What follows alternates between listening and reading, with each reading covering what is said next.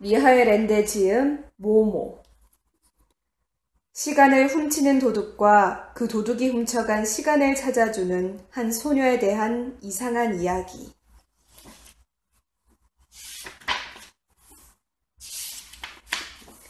일부 모모와 친구들.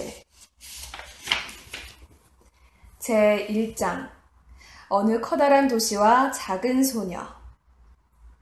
사람들이 아주 다른 말을 쓰던 옛날 아주 먼 옛날 따뜻한 나라들에는 크고 화려한 도시들이 세워져 있었다. 거기에는 왕이 사는 궁전이 우뚝 서 있고 넓은 도로와 좁은 길과 꼬불꼬불한 골목길이 있었다. 황금과 대리석으로 조각된 신의 상이 서 있는 웅장한 사원도 있고 세계 곳곳의 왕국에서 들여온 온갖 다채로운 물건이 산더미처럼 쌓여있는 시장도 있었으며 사람들이 새로운 일을 이야기하고 연설을 하거나 듣기 위해 모였던 넓고 아름다운 광장도 있었다. 그리고 무엇보다 거기에는 극장이 있었다. 그 극장들은 오늘날의 서커스장과 비슷하지만 커다란 돌로만 지어져 있다는 점은 달랐다. 관객이 앉는 좌석은 거대한 깔때기처럼 겹겹이 계단식으로 꾸며졌다.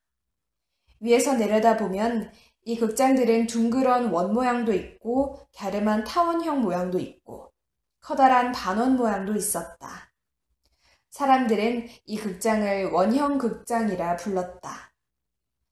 그 중에는 축구 경기장만큼 커다란 것도 있고 겨우 몇백 명의 관객에게 어울리는 자그마한 극장도 있었다. 또 둥근 기둥과 조각들로 꾸며진 화려한 극장이 있는가 하면 아무 장식도 없는 소박한 극장도 있었다. 이 원형 극장들에는 지붕이 없었다. 모든 행사는 탁 트인 하늘 아래서 열렸다. 그래서 화려한 극장에는 관객들이 뜨거운 햇볕이나 느닷없이 쏟아지는 소낙비 때문에 고생하는 일이 없도록 좌석 위에 금실로 짠 융단을 높다랗게 쳐놓았다. 소박한 극장에서는 갈대와 지프로 짠 차일이 그 구실을 했다. 한마디로 극장들은 사람들의 형편에 맞게 꾸며졌다. 하지만 모두들 극장을 갖고 싶어 했다.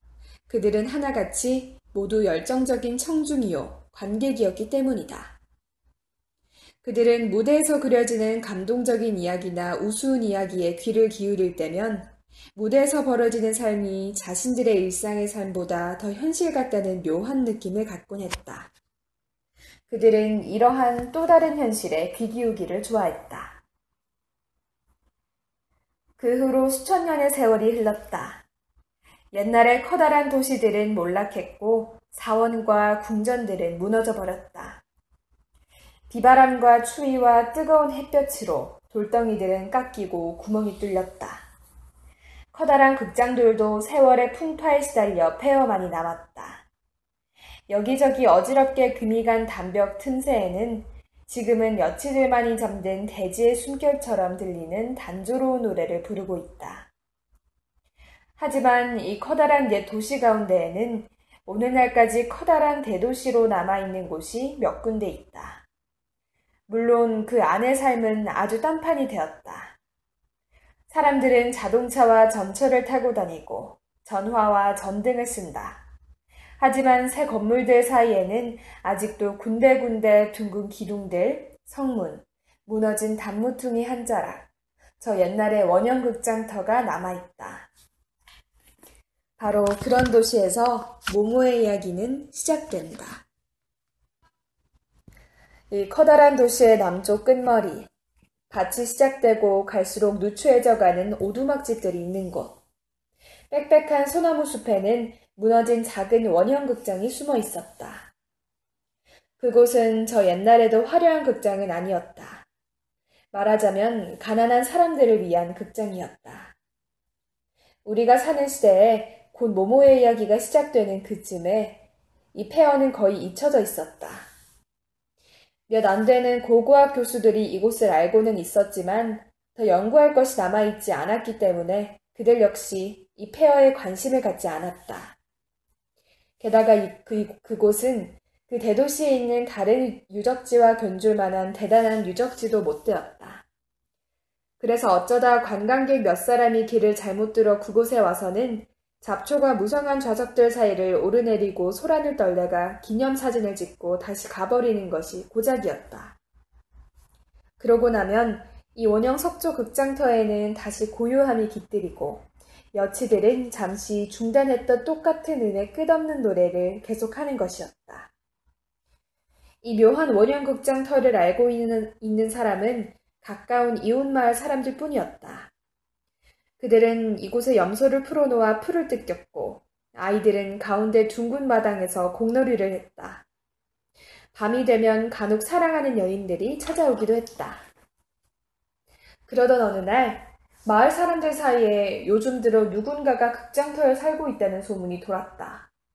어린아이, 아마도 어린 소녀일 것 같다는 얘기였다. 이렇게밖에 말할 수 없는 것은 그 애의 옷차림이 약간 이상했기 때문이었다. 이름은 모모라든가 아무튼 그 비슷한 이름이었다. 아닌 게 아니라 모모의 모습은 약간 이상했다. 깔끔함과 단정함을 중요하게 생각하는 사람이라면 조금 놀랄 정도였다. 키는 작았고 대단한 말라깽이였다. 그래서 아무리 자세히 봐도 겨우 8살짜리인지 아니면 벌써 12살이 된 소녀인지 도무지 알 수가 없었다. 아이의 머리는 칠흑같이 새까만 고수머리였는데 한 번도 빗질이나 가위질을 한 적이 없는 듯 마구 뒤엉켜 있었다. 깜짝 놀랄 만큼 예쁜 커다란 눈은 머리 색깔과 똑같이 까만색이었다. 거의 언제나 맨발로 돌아다녀서 발 역시 새까맸다. 모모는 겨울에만 가끔 신발을 신었다. 하지만 그 신발은 언제나 짝짝이인데다가 너무 헐렁했다. 하지만 그 애가 갖고 있는 것이라곤 어디선가 주었거나 선물로 받은 것뿐이어서 그럴 수밖에 없었다.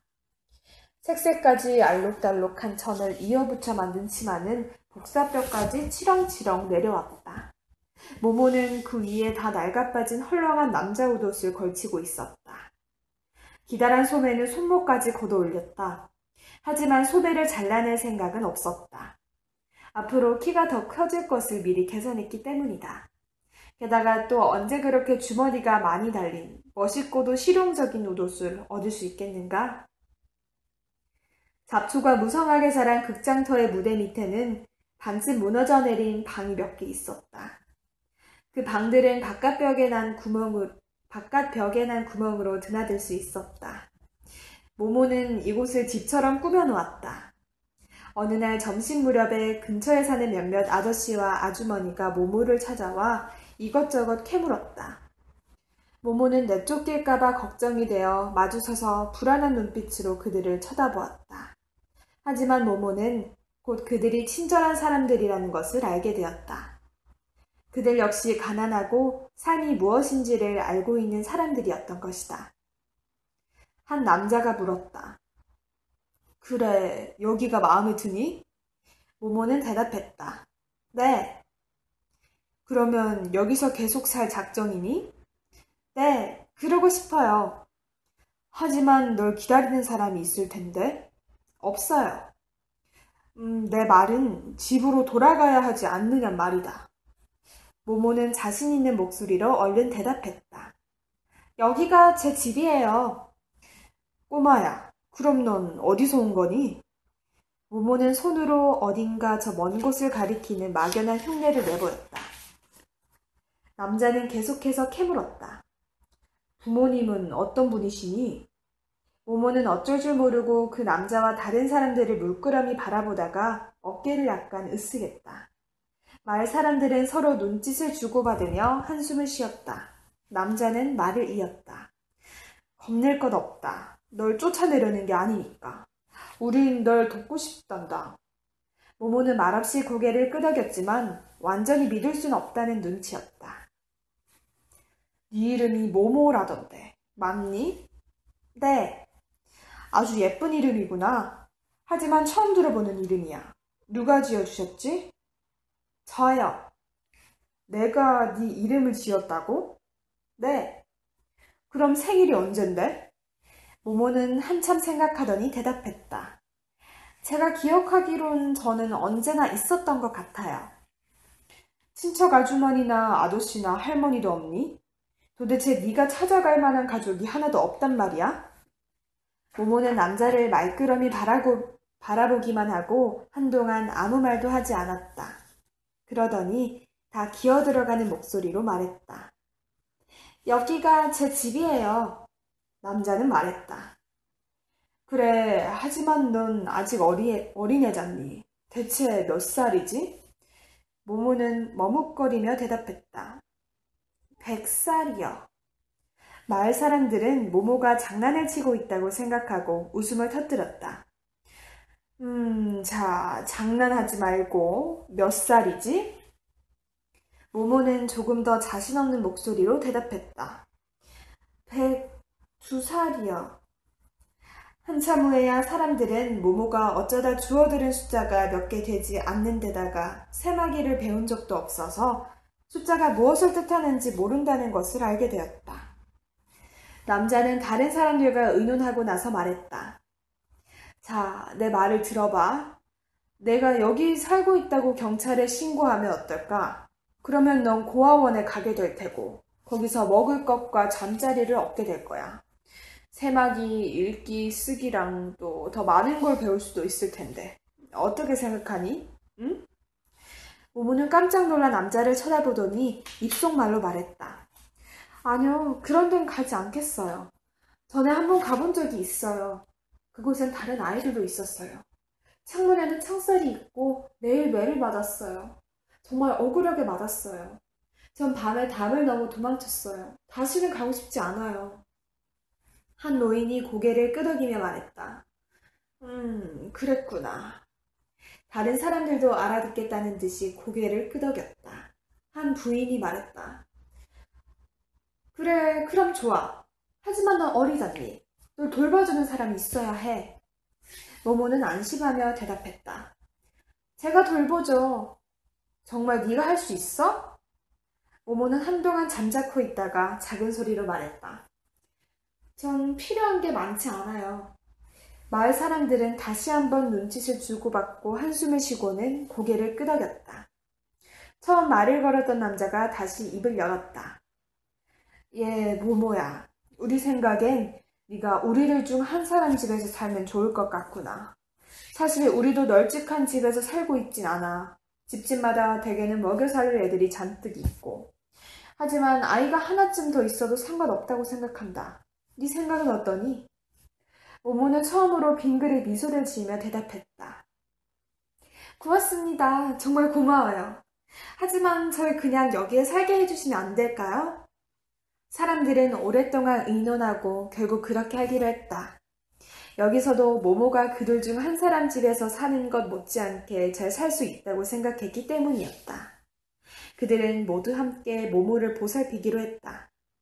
그렇게 하는 것이 혼자서 보살피는 것보다 훨씬 간단할 테니까. 그들은 당장의 일을 시작해서 모모가 살고 있는 반쯤 허물어진 집을 깨끗이 치우고 정성껏 수리했다. 모모를 찾아온 마을 사람 중에는 미장이도 있었다. 미장이는 돌로 조그만 난로를 지어주고 그 위에 녹슨 연통까지 달아주었다. 나이든 목수 할아버지는 널빤지 몇 장을 모아와서 조그만 책상 하나와 의자 2개를 만들어 주었다. 부인들은 낡았지만 멋진 소용돌이 장식이 달린 쇠침대와 조금 찢어진 매트릭스 1개, 담요 2장을 갖고 왔다. 이렇게 해서 허물어진 극장터 무대 밑에 바위 구멍은 아늑하고 작은 방으로 꾸며졌다. 예술적 재능이 뛰어난 미장이는 마지막으로 벽에다 예쁜 꽃그림을 그린 다음 액자와 그림을 거는 목까지 그려주었다. 마을 사람들은 모모를 위해 일부러 남긴 음식을 들고 찾아왔다. 어떤 아이는 치즈 한 조각을, 어떤 아이는 작은 빵 조각을, 또 다른 아이는 과일을. 마을에는 아이들이 아주 많았고 그날 밤엔 정말 많은 아이들이 몰려왔기 때문에 원형극장에서 모두 함께 모모의 입주를 축하하는 조촐하지만 멋진 파티를 열 수 있었다. 그것은 가난한 사람만이 그 멋을 느낄 수 있는 즐거운 파티였다. 꼬마 모모와 이웃 마을 사람들의 친구는 그렇게 시작되었다.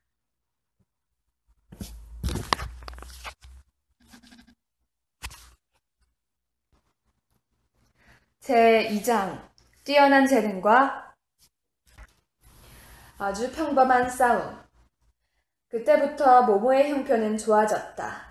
어쨌든 그 아이는 그렇게 생각했다.